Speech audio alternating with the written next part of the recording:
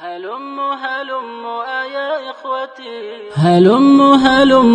يا إخوتي وأم أبي زوجتي وابنتي بني صديقي وجاري وصحبي إلى الخير في عشر ذي الحجة،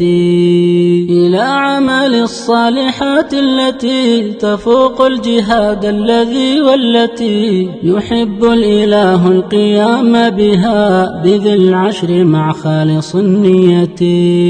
فبادر إليها أخي وكن إلى الصالحات نشيطا فتي، وأد الصلاة لأوقاتها وللحج فانهض وللعمرة، وفي مسجد الحي أد به صلاة الجماعة والجمعة،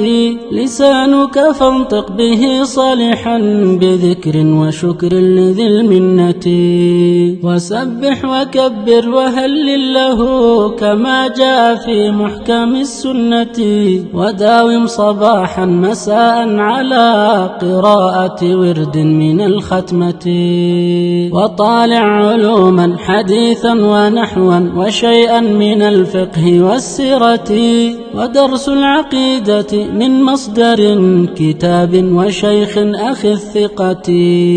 وجانب خصاما وأد سلاما لفعل الجهول اللجوج العتي، 30 يوما فمعدودة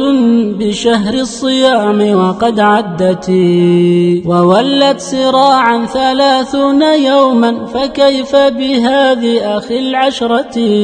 فإياك إهملها فيا للمصيبة والعثرة.